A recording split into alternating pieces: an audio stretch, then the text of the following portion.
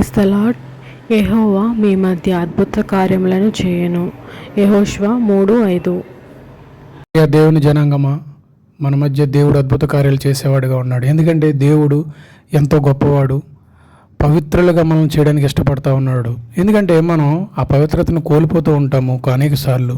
మనలో పరిశుద్ధత ఉండదు, ఏమీ ఉండదు, దేవుని భయం కూడా ఉండదు. కానీ దేవుడు చెప్పినట్టు ఎప్పుడైతే నా యందు భయభక్తులు కలిగి ఉంటారో, ఎప్పుడైతే నా పట్ల విధేయత కలిగి ఉంటారో, మీరు పవిత్రులుగా ఉంటారో, అప్పుడు మీ పట్ల అద్భుత కార్యాలు చేసేవాడుగా ఉంటాడు. ముఖ్యంగా దీనికి కావాల్సింది ఏంటంటే ప్రార్థనా జీవితం కలిగి ఉండాలి. మనం దేవుని మోకరించి ఎప్పుడైతే ప్రార్థన చేసి మనం అడుగుతామో, దేవుడు వెంటనే మన పట్ల అద్భుత కార్యాలు చేయడానికి ఇష్టపడతాడు. ప్రియులారా, ఇక్కడ కూడా మనం చూసినట్లయితే మనలో పరిశుద్ధతను చూడడానికి ఇష్టపడుతున్నాడు. ఎందుకంటే దేవుడు సజీవమైన దేవుడు, జీవం గల దేవుడు. కాబట్టి ఆయన మనం ప్రార్థించేవారుగా ఉండాలి, ఆయన యొక్క వాత్సల్యతను పొందుకునేటట్టుగా ఉండాలి తప్ప మరి ఏమాత్రం మనం తృణీకరించేవారుగా ఉండకూడదు. ఎందుకంటే మనం నిర్లక్ష్యం చేయకూడదు. ఎందుకంటే ఆయన యొక్క అనుకూలత కానీ, ఆయన యొక్క సంపూర్ణత కానీ మనం పొందుకునేవారుగా ఉండాలని దేవుడు చెప్తా ఉన్నాడు. ఎందుకంటే దేవుని చిత్తం ఏదో అటు రీతిగా మనం వెళ్ళాలి తప్ప మన సొంతగా, మన స్వతహాగా ఎప్పుడు వెళ్ళకూడదండి.